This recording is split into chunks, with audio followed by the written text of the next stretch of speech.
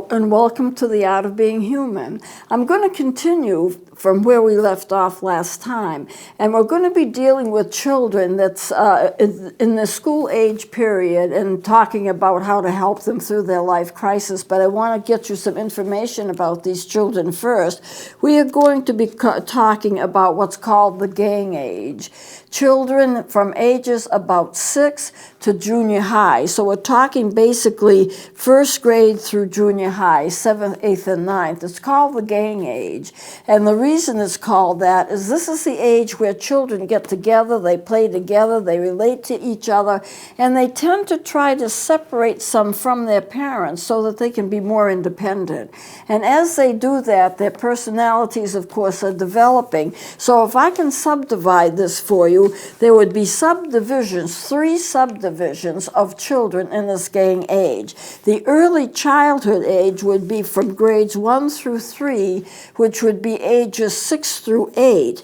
Then you have middle childhood, and that's going to be grades 4 through 6, ages 7 through 9, and then late childhood, which will be grades 7 through 9 around junior high period. And those are the subdivisions of childhood. So you have early, middle, and late childhood. And all of this comes just as a child is entering first grade at about 6 years old and ending at the junior high age just before they enter into high school. It would include the junior high age.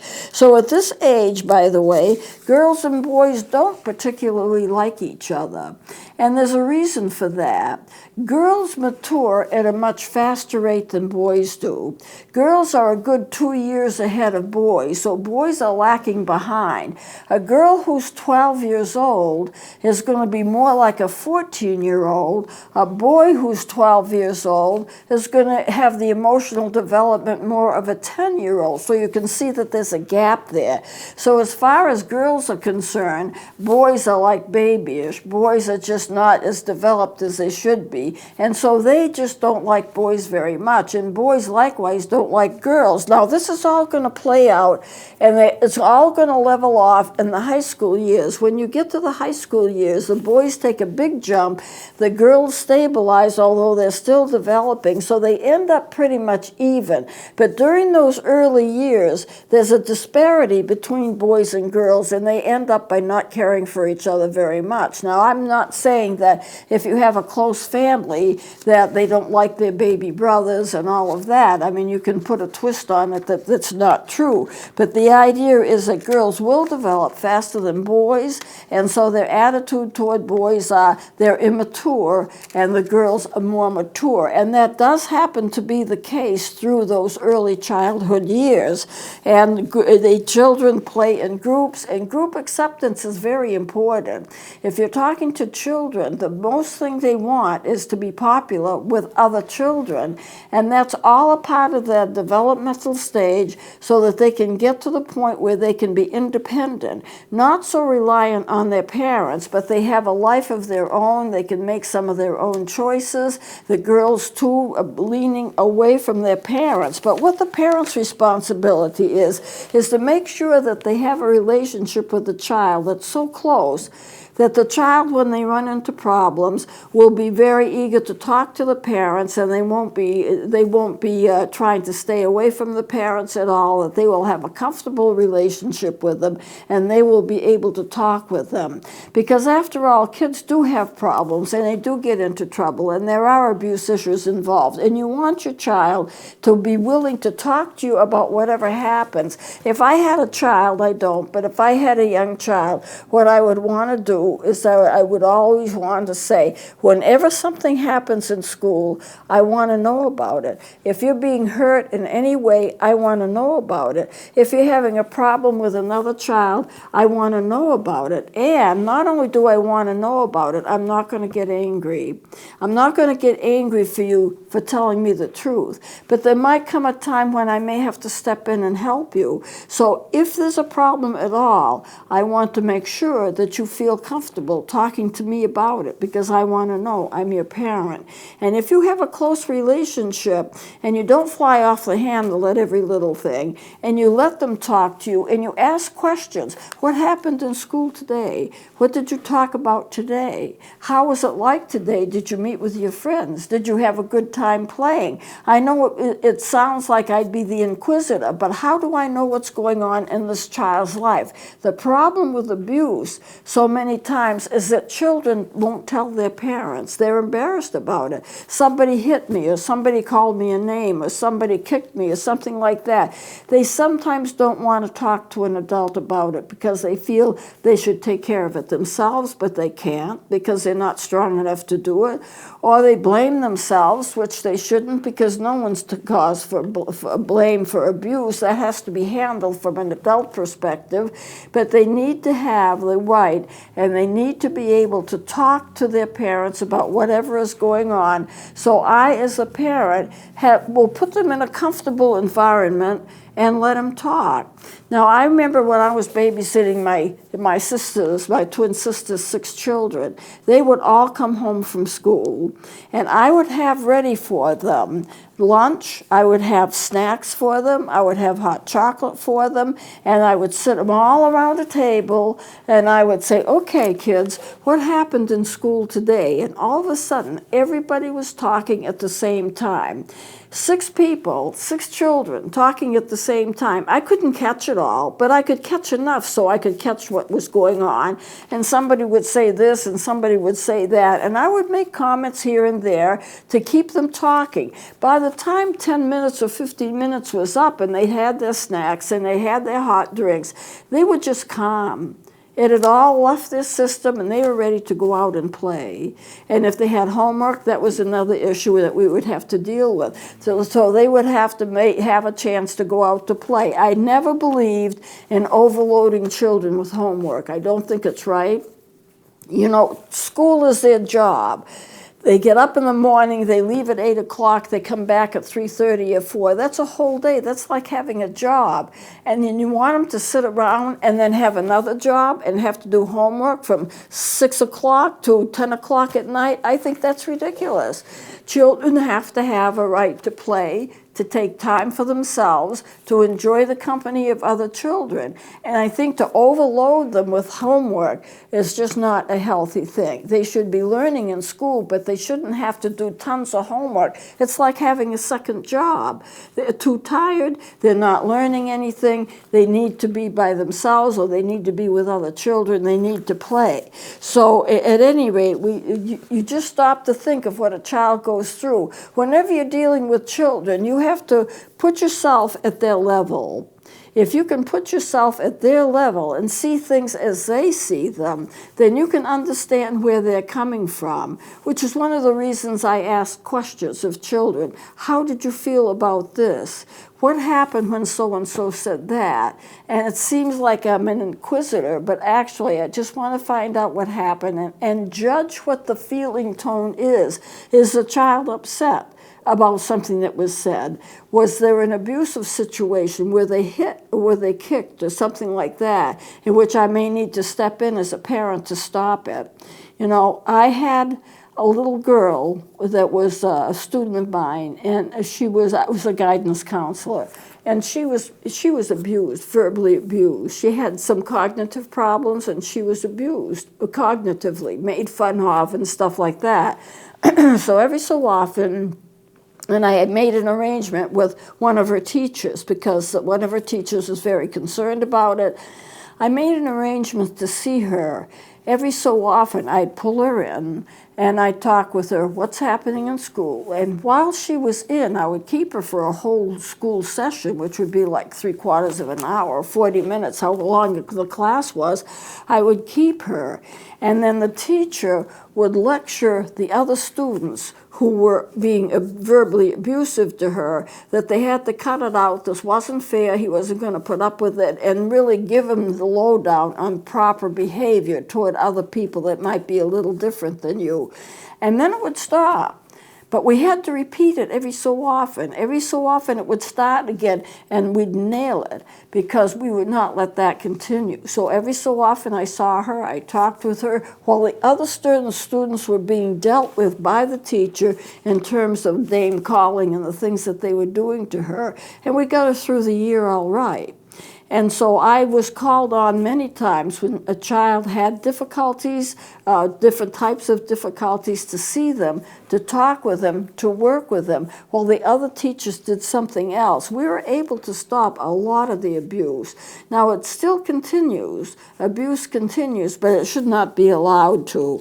You have to understand that to a certain degree, children do make fun of each other. Sometimes it's not mean-spirited. Sometimes it's just an act of play. I came upon this poem that a child said, and I would never approved of it, but anyway, this is what she said. Roses are red, violets are blue. If I had your mug, I'd join the zoo. Now, this is types of things that children come up with, which can be abusive if they're mean-spirited. You know, it's not just a poem. Someone can be hurt by that. And it's up to the teachers and it's up to the parents to step up and say, this is inappropriate, we're not going to have that here. The way we treat each other is important. You can teach children not to be abusive. A lot of children are abusive because they've been abused themselves. So they abuse other children. And there's a whole cycle here that has to be stopped, and it can be stopped. But it takes a lot of work and it takes a lot of effort. I know there are some schools that have special programs in terms of how children should how children should reach each other, talk to each other, behave toward each other, and help to stop any kind of bad feelings, because children have a tendency to break off into groups. And the groups, unfortunately, a lot of them are based upon what the socioeconomic status is of the parents. You have some children that have all kinds of things, all kinds of gifts, all kinds of new clothes and all of that, and their parents are doing well financially. Then you have the middle group, which is most of the children, where things are okay, but not the highest, but certainly not the lowest. And then you have the lowest, which would be a third level of children, which are more poor. They have very little. They don't have much. They're never going to have much. And so they are sometimes these three cliques. You know, children break off into these three cliques, basically based on socioeconomics. And they treat each other differently. Well, if you're in the higher group, then you're more popular. If you're in the middle group, well, you're popular, but not as much as the higher group. And then if you're in the lower group, you're practically not talked to because you don't have much, you're not going to have much, your parents don't have much, and they're kind of excluded. Now, we made a point of trying to stop that kind of behavior and talk to the children and get them involved in group activities and actually little seminars where they learn about the worth of every human being, and we were able to stop some that way too. I'm very concerned about the abuse that children have, because it's a power thing, and they're not strong enough to fight it. They are just not strong enough to fight it. Now, children in this age groups, they love jokes, and they love riddles, and they love things like that. So that not everything that they say is intended to be abused. Sometimes they just say things because they made up a poem, or they thought about this or that or the other. And jokes that they have, like, why does a chicken lay an egg in the middle of the road? Because he wanted to lay it on the line. You know, they have their own kind of humor that you have to adapt yourself to, but to them it's very funny. But that by itself is not abuse. But children love to demonstrate their physical skills as well. They run, they play, and they're practicing their physical skills as they're doing it. Who runs the fastest? Who can do the most somersaults? And but they're also confused. They can confuse what's right and what's wrong, and here a parent has to teach them. We don't make fun of other children if they have a limp. We don't make fun of other children if they don't have new, fresh, clean clothes every day. We are concerned about children. We treat everybody alike because everybody has worth. These are basic things that you can start teaching a child when they're very young. Yes, somebody doesn't have a sight in one eye, but they're still a person, and there's nothing wrong with them. They have the right to be who they are. You have the right to be who you are. Even adults need to learn the lesson. No one owns you. You have the right to make your own decisions as long as you're not hurting somebody else. At the same time, you don't own anybody else either. And a lot of times people practice the power that they want. They're telling you, you must do this because I want it. You've got to do that because somebody else wants it. We have to have children who can grow up and be independent and make their own decisions, but good decisions. And the way we do it is we start teaching them young. If I had a child, say 5 years old, you have to wear a sweater. Does it have to be red, or does it have to be blue, or does it have to be green? You can make your choice, but the choice is you have to wear a sweater. It's cool out, but you can choose which sweater you want to wear. And you teach them how to make choices when if they make a choice, it's not going to be a dangerous thing.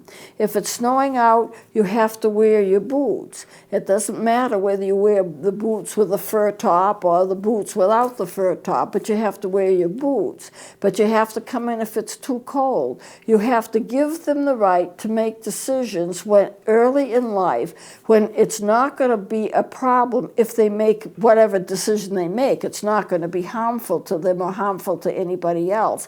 As they grow older, you can increase the decisions that you help them to make. Okay, so it goes from, do you want to join this club or do you want to join that club? What are the advantages of each of these clubs? You can't join two. It'll make you too busy or too tired. You can join this one or this one. Which do you prefer? If you want to see a movie, well, we can see this movie or that movie. We aren't going to watch anything that's occultic. We're not going to watch anything that's violent. What's the sense of that? Children are watching all kinds of violent stuff. It's ridiculous. A lot of the shows that they're watching probably shouldn't even be on the air. And I'm not thinking of specific shows here. I'm thinking, what kind of environment do you want your child to grow up in?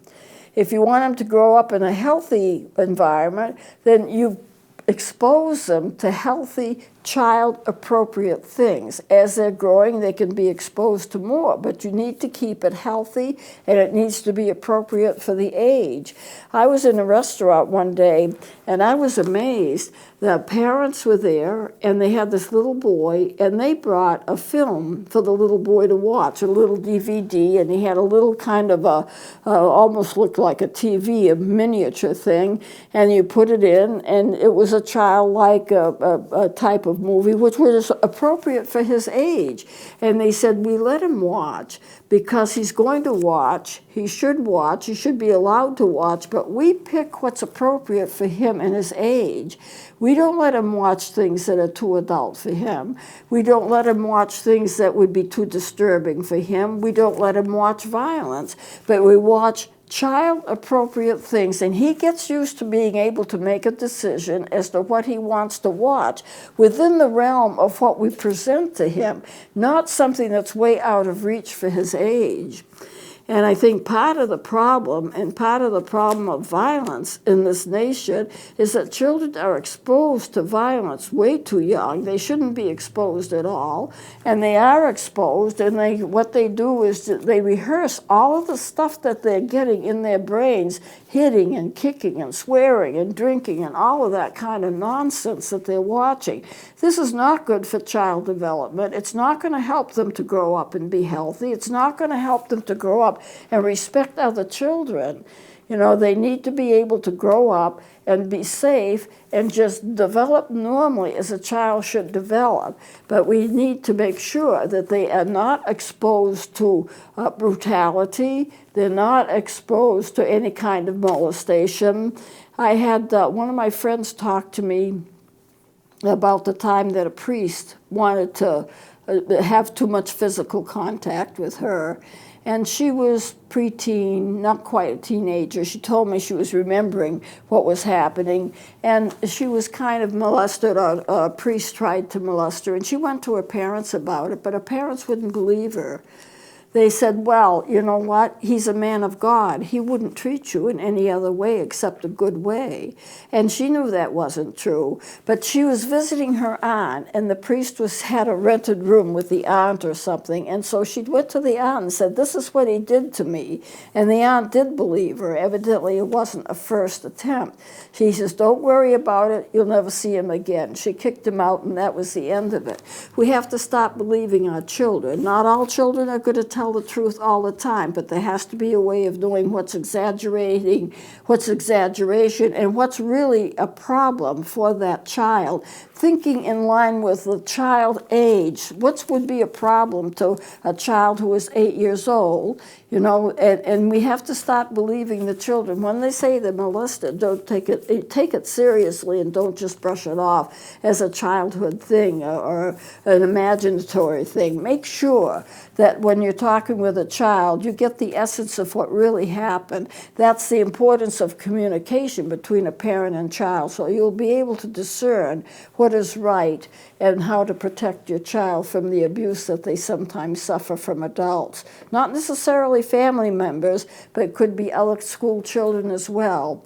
Well, I'm going to close it here. We're about run out of time, and we'll continue with this next time. Please join me then.